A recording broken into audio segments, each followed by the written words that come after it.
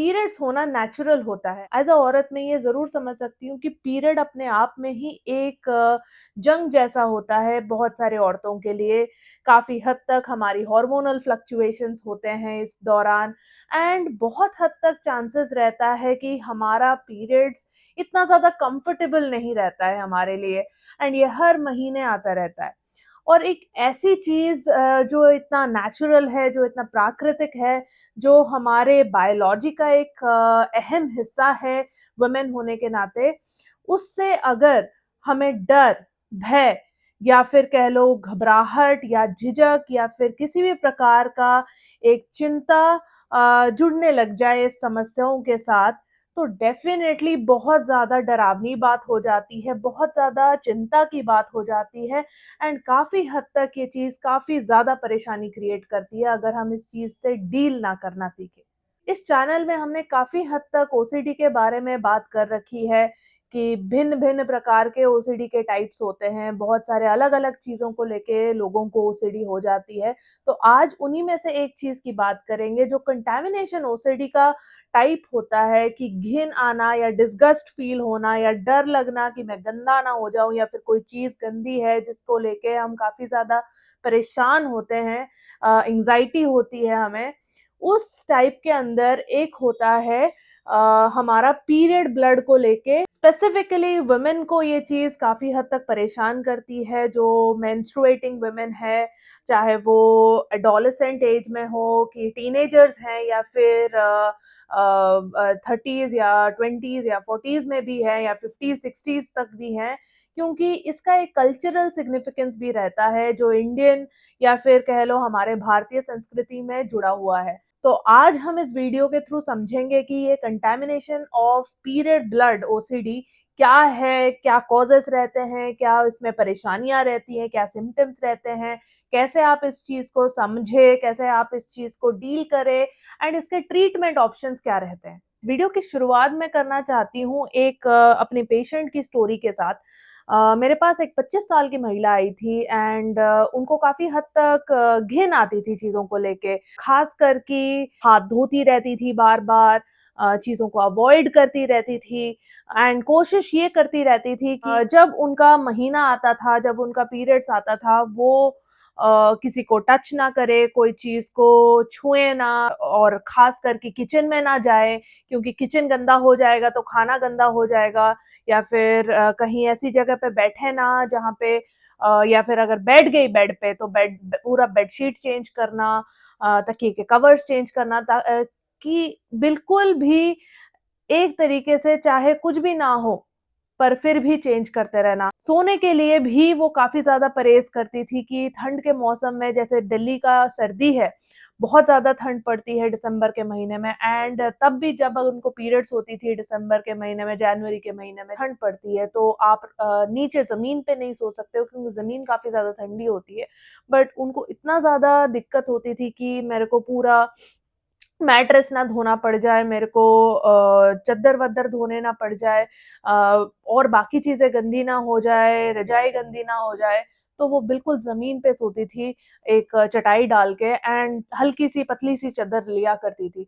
तो इससे काफ़ी ज़्यादा उनको परेशानी होना चालू हो गया कि बॉडी में न्यूट्रिशन की कमी होना चालू हो गया, खाना-पीना कम हो गया, उनके शरीर में उनको काफ़ी ज़्यादा बीमारियाँ होने लगी, फिज़िकल इलनेस, क्योंकि वो नेग्लेक्ट करने लगी अपना खाना-पीने को, वो खाना-पीना अवॉइड करती थी। पानी पीना तक भी अवॉइड करती थी कि अगर मैं एक्वागार्ड से पानी निकाल के पीऊँगी तो फिर एक्वागार्ड का पानी ही गंदा हो जाएगा। तो ये सारे इर्रेशनल फ़ियर्स हमारे दिमाग में रहते हैं पीरियड्स को लेके, ख़ासकर कि इन इन महिला जो मेरे पास आई थी, इनको तो ये डर थे। इसके साथ-साथ एक और चीज़ भी होती है जो काफ़ी हद तक लोगों को परेशान करती है कि वो अपने मेड से पूछते रहते हैं कि क्या आपको पीरियड्स हैं या नहीं हैं, एंड उस हिसाब से उनको ट्रीट करते हैं। अगर बाय चांस वो बोल देते हैं पीरियड्स है तो उनको छुट्टी पे डाल देते हैं कि नहीं आप नहीं काम करोगे या किचन का काम नहीं करोगे, झाड़ू-पोछा नहीं लगाओगे, और खुद ही वो सारा चीज़ करने लग जाती हैं। तो ये सारी तकलीफ वाली चीज़ें हैं, ये सारी आपको एक तरीके से परेशान करने वाली चीज़ें हैं। आप अपने आप को इस तरीके से कंपल्शंस करने लग जाते हो ताकि आप कोई भी चीज़ गंदा ना हो जाए पीरियड के ब्लड के कारण। इस चीज़ को काफ़ी ज़्यादा दिमाग में सेंटर बन के रह जाता है कि पीरियड का ब्लड है वो गंदा है, अगर उस चीज़ को मैंने कहीं छू लिया, उस पीरियड के ब्लड का छींटा मेरे कपड़े में पड़ गया या फिर मैं कहीं बैठ गई पीरियड के दौरान तो वो सारा चीज़ गंदा हो जाएगा। ये एक प्रकार का पीरियड ब्लड ओसीडी होता है।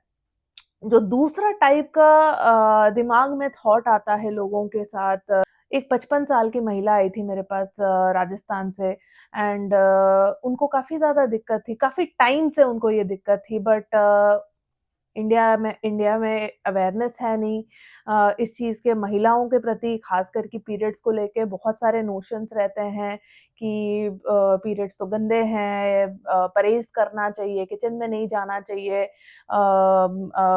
आपको अलग रहना चाहिए, अलग खाना चाहिए, ये सारा हमारा कल्चर में ही है एक तरीके से। तो लोगों को इतना समझ नहीं आया बट जैसे-जैसे करके बच्चे बड़े हुए, एजुकेशन मिली समझे पीरियड्स के बारे में कि एक बायोलॉजिकल चीज़ है और मम्मी को फिर इतना ज़्यादा परेशान होते हुए देखा उन्होंने, तो उन्होंने सोचा कि एक बार कंसल्ट कर ही लेते हैं डॉक्टर के साथ।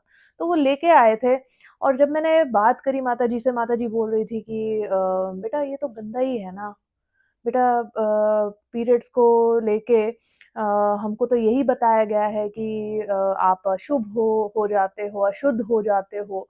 तो अगर हम भगवान की पूजा नहीं कर सकते हैं और हम अशुद्ध हैं तो पूजा-पाठ भी नहीं कर सकते, तो बाय चांस अगर मैंने कोई भी चीज़ या फिर भगवान की सोच भी ली उस टाइम पे या फिर भगवान का इमेज मेरे दिमाग में आ गया उस टाइम पे, तो वो गंदा हो गया ना तो मुझे पाप चढ़ेगा। तो इस इन चीज़ों को, इन थॉट्स को लेके काफ़ी ज़्यादा परेशान हो गई थी। इस चीज़ को हम कंटैमिनेशन प्लस रिलीजियस वाला ओसीडी का थीम के अंडर देखते हैं कि आपको कंटैमिनेशन ओसीडी है बट आपको उस चीज़ से एसोसिएट हो गया है कि भगवान से रिलेटेड चीज़ों से एसोसिएट हो गया है, एक रिलीजियस एंगल आ गया है इस थॉट में। इस टाइप के ओसीडी में ये भी दिक्कत हो जाती है कि उनको डर ये लगा रहता है कि पीरियड के दौरान अगर बाय चांस वो उन्होंने कुछ ऐसा चीज़ छू लिया या फिर कोई ऐसी चीज़ कर दी, जो भगवान के लिए भगवान से रिलेटेड हो तो उनको पाप लगेगा या फिर कुछ बुरा हो जाएगा, भगवान उनको श्राप देंगे या भगवान बुरा करेंगे उनके लिए। तो आज इन सारे चीज़ों के बारे में हम समझते हैं एंड मैं आपको पहले ही बता देती हूँ कि ये जो टॉपिक है ये काफ़ी ज़्यादा सेंसिटिव है।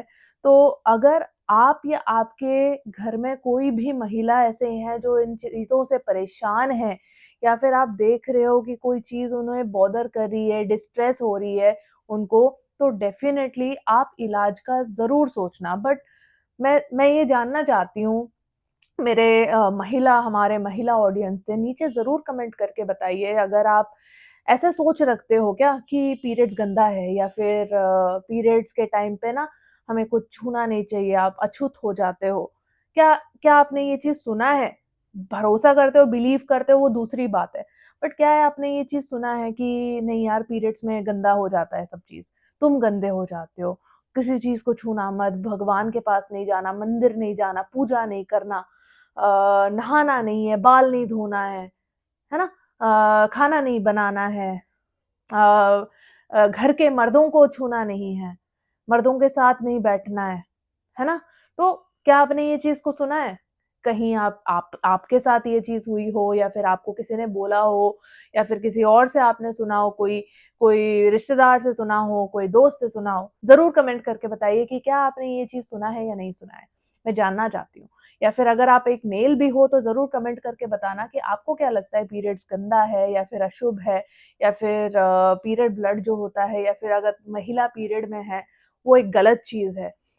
वो एक गंदा चीज़ है और नहीं होना चाहिए और ऐसे चीज़ से दूर रहना चाहिए हमें, छूना नहीं चाहिए। ज़रूर कमेंट करके बताइए। आगे बढ़ते हैं वीडियो में, ये समझते हैं कि ये चीज़ क्यों होता है, ठीक है? पहली बात तो आपको ये समझना पड़ेगा, ये आपको ओसीडी की दिक्कत हो गई है। ठीक है? तभी आपको हो रहा है कि आपको एक ऑब्सेसिव थॉट आ रहा है, एक दिमाग में थॉट अटक गई है कि ये पीरियड गंदा है, पीरियड ब्लड गंदा है ना? तो तभी हमारे दिमाग में ये जो थॉट्स आते हैं, ये कहाँ से आते हैं? स्पेसिफिकली हमें हमारे दिमाग में जो ये विचार आते हैं, ये हमारे आस-पास, आजू-बाजू लोगों से आते हैं, जो चीज़ें हमने पढ़ी है, जो चीज़ें हमने सीखी हैं, जो चीज़ें हमने देखी है या सुनी हैं, उन चीज़ों से आती है, एक बिलीफ सिस्टम से आती है।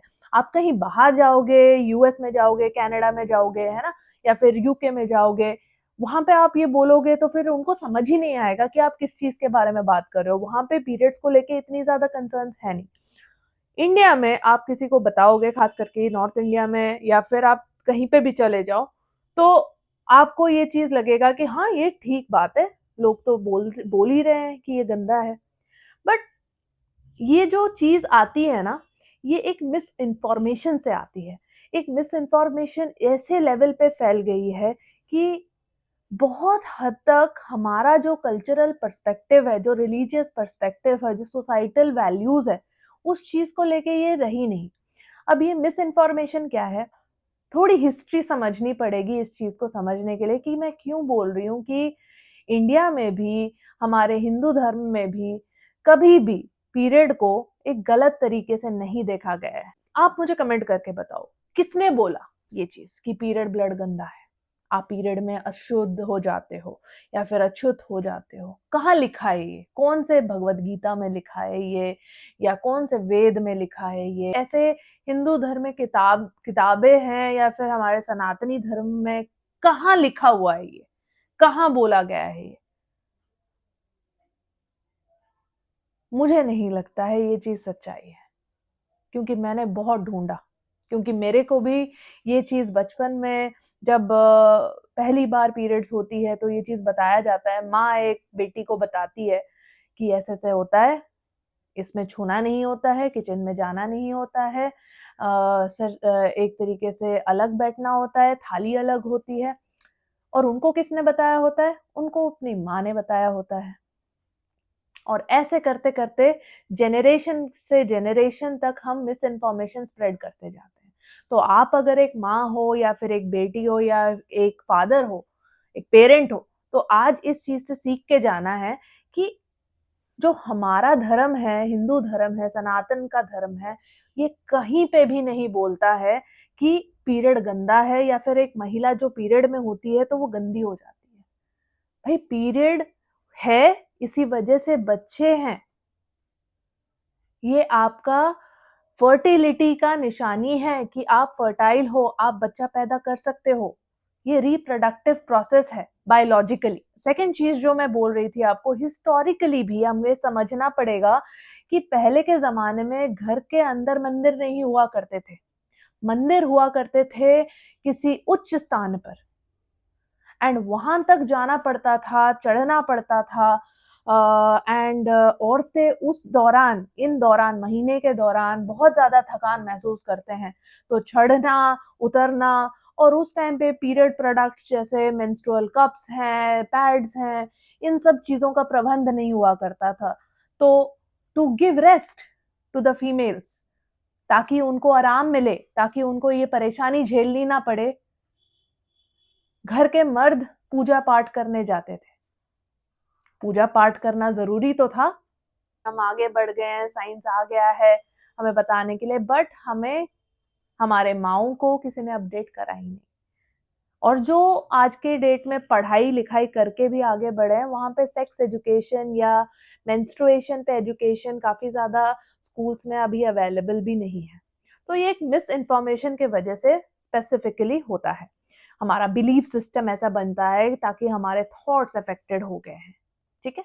अब दूसरी बात ये होती है कि जो इस चीज़ का ट्रीटमेंट कैसे करें, इस चीज़ से बाहर कैसे निकलें? पहले तो आपको ये समझना पड़ेगा कि ये बिलीफ सिस्टम को हमें तोड़ना पड़ेगा एंड ये बिलीफ सिस्टम को तोड़ने के लिए सबसे बेस्ट ट्रीटमेंट, जो बेस्ट ऑप्शन होता है, वो होता है कॉग्निटिव बिहेवियरल थेरेपी। सीबीटी या कॉग्निटिव बिहेवियरल थेरेपी हमारे बिलीफ सिस्टम को चैलेंज करने के लिए थेरेपी बनी है एंड ये थेरेपी आप अपने आप भी कर सकते हो। बहुत सारे वीडियोज़ हैं यूट्यूब पे जिसके जिसके थ्रू सेल्फ सीबीटी करवाते हैं आजकल और बहुत सारे ऐसे लोग करते भी हैं। बट मैं एडवाइस इस चीज़ को नहीं करती हूँ क्योंकि बहुत सारे माइन्यूट पॉइंट्स होते हैं जहाँ पे एक एक्सपर्ट की सलाह या फिर एक एक्सपर्ट की गाइडेंस में आप अगर करते हो तो आपको वो बेनिफिशियल रहता है और आप जल्दी से भी कर लेते हो।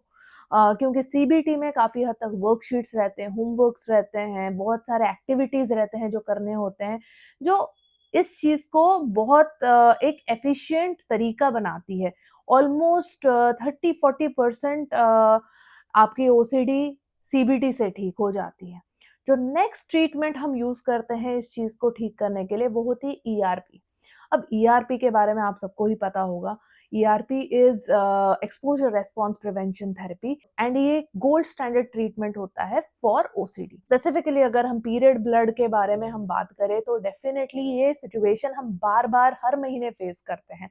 तो ताकि हमारा इस चीज़ को फ़ियर कम हो जाए, ताकि इस चीज़ को लेके हमारा डिस्कम्फ़र्ट कम हो जाए और हम एक आराम तरीके से इस चीज़ से गो थ्रू कर सकें, हम अपनी फेमिनिटी को, हमारे फीमेलहुड को एन्जॉय कर सकें, तो डेफ़िनेटली इस चीज़ को फ़ेस करना, इस चीज़ के फ़ियर को कम करना हमारे को ज़रूरत है। एंड ईआरपी हमारी वो उस चीज़ में मदद करता है कि जो फ़ियर होता है, जो घबराहट होती है उस चीज़ से लेके, जो झिझक होती है उस चीज़ को फ़ेस करने के लिए, उस चीज़ को हमें एक्सपोज़र के तरीके से धीरे-धीरे करके ग्रेजुअल एक्सपोज़र के तरफ से वो एक स्टैंडर्डाइज़्ड स्ट्रक्चर्ड फिनोमेना होती है, जिसके थ्रू हम depending on case to case, ठीक है? हर इंसान का तरीका अलग होता है डील करने का। सारे लोग जाके एकदम से नहीं कर सकते हैं। तो depending on the fear levels, depending कि कितना ज़्यादा आपका डर है, किस लेवल का आपका ओसीडी है, कितने टाइम से आपकी ओसीडी है, उस लेवल पे आपकी ईआरपी की प्लानिंग होती है कि इस तरीके से हम एक्सपोज़र को हम प्लान करेंगे कि पहले हम लेवल 1 करेंगे कि जहाँ पे हम हल्की-फुल्की इमेजरी बेस्ड एक्सपोज़र करेंगे। लेवल 2 में फिर जाके धीरे-धीरे हम आइदर वीडियोज़ या फिर रियल लाइफ़ सिचुएशंस को डील करवाते हैं। देख के एंड इंडिविजुअल केस के ऊपर निर्भर करता है कि किस हिसाब से हम वो ट्रीटमेंट पे मैनेजमेंट का प्लान करें। और तीसरी चीज़ जो होती है वो होती है बिहेवियरल थेरेपी, जो बिहेवियरल मैनेजमेंट होती है, ख़ास करके हमारे बर्तावी जो दिक्कतें हैं, जो हमारी जो बिहेवियर्स हमारे अपने आप में एक फ़ियर को बढ़ावा दे रही है, उस चीज़ को चेंज करना, ठीक है? बिहेवियरल मैनेजमेंट से हम करते हैं। इसके अलावा रिलैक्सेशन टेक्निक्स भी होती है, जैसे माइंडफुलनेस टेक्निक्स होती हैं, ब्रीदिंग टेक्निक्स होती हैं, जो हमारे एंग्ज़ायटी के ऊपर काम करती रहती हैं। अब लास्ट में बहुत इम्पोर्टेंट एस्पेक्ट कोई भी ट्रीटमेंट का होता है कि आप उस ट्रीटमेंट को ना, जो रिजल्ट्स आपको मिल रहे हैं उस चीज़ को पक्का बनाओ। इस चीज़ के लिए होता है रिलैप्स प्रिवेंशन। और ये खास करके एक आप ये समझ लो कि अगर आपने पूरा खाना बना दिया और उसके ऊपर उसके अंदर नमक नहीं डाला, तो वो खाना बिल्कुल ही नहीं ठीक से बनेगा। तो रिलैप्स प्रिवेंशन खाने में नमक की तरह होता है। अगर हम रिलैप्स प्रिवेंशन के ऊपर काम नहीं करेंगे, तो बार-बार अलग-अलग थीम्स के ओसीडी होने के चांसेस है या फिर सेम थीम की ओसीडी दोबारा से आ सकती है एंड आपको इस चीज़ से फिर से डील करना पड़ेगा। इससे अच्छा है कि एक बार में हम जड़ से ओसीडी को हटाएँ, रिलैप्स प्रिवेंशन पे काम करें एंड अपने लाइफ को अपने कंट्रोल में लेके आए। ये वीडियो यहीं पे अंत करना चाहूँगी ये बोल के कि अगर आप या आप किसी व्यक्ति को जानते हो जो इस समस्या से ग्रस्त हैं या फिर इन चीज़ों से, जो बॉडीली फ्लूइड्स होते हैं जैसे कि पीरियड ब्लड हो गए, सीमेन हो गया या फिर स्वेट हो गया, पसीना हो गया, थूक हो गया, है ना? यूरिन हो गया, ये सारे जो बॉडीली फ्लूइड्स हैं, इन सब चीज़ों को लेके बहुत परेशान होते हैं, सोचते रहते हैं, काफ़ी ज़्यादा उनको डिसगस्ट होता है, चाहे खुद का हो या फिर दूसरे का हो। ख़ास करके अगर कोई काम करने वाला आता है, उसका है या फिर घरवाले हैं एंड काफ़ी ज़्यादा परहेज़ करते हैं चीज़ों को लेके। तो आप सोच लीजिएगा कि ये नॉर्मल चीज़ नहीं है, ये नॉर्मल परहेज़ नहीं है, नॉर्मल क्लेanलीनेस नहीं है, ये ओसीडी की निशानी होती है एंड हमें इस चीज़ से निकलने के लिए ट्रीटमेंट की ज़रूरत है एंड स्पेसिफिकली उनसे ही ट्रीटमेंट लीजिए जिनको इस चीज़ के बारे में आइडिया है एंड जो इस चीज़ को लेके समझ सकते हैं, समझ रखते हैं। आपको आज का वीडियो अच्छा लगा तो लाइक करिएगा, कमेंट करके बताइएगा कि आपके और कौन से कंसर्न्स हैं जो मैं आपके एड्रेस कर सकती हूँ, जिसके ऊपर आपको वीडियोस चाहिए। तो डेफिनेटली वीडियोस हम बनाएँगे उस चीज़ के ऊपर, कोशिश करेंगे कि आपके पास हर चीज़ की जानकारी हम पहुँचाएँ, मेंटल हेल्थ से रिलेटेड, ओसीडी से रिलेटेड, रिलेशनशिप से रिलेटेड एंड सब्सक्राइब करिए चैनल को, प्रेस करिए नोटिफिकेशन बेल कुछ वीडियोस हमारे मेंबरशिप चैनल पे भी आती हैं, तो आप मेंबरशिप लेना चाहते हैं तो ले सकते हैं। बाकी रहे नेक्स्ट वीडियो की बात, तो नेक्स्ट वीडियो हम इस टॉपिक पे बनाने वाले हैं कि कुछ औरतों को स्पेसिफिकली ये डर रहता है कि अगर वो किसी जगह पे बैठ जाएंगी और वहां पे स्पर्म हुआ तो वो इम्प्रेग्नेंट हो जाएगी, कि उन प्रेगनेंसी हो जाएगा। तो ये डर काफी ज्यादा लोगों को होती है, काफी ज्यादा महिलाओं को होती है, एंड ये प्रकार की ओसीडी ही है। तो मैं नेक्स्ट वीडियो इस टॉपिक पे जरूर बनाने वाली हूँ, आना एंड सब्सक्राइब कर लेना इस चैनल को ताकि ये वीडियो मिस ना हो जाए आपसे। आज के लिए इतना ही, मिलते हैं दूसरे वीडियो में।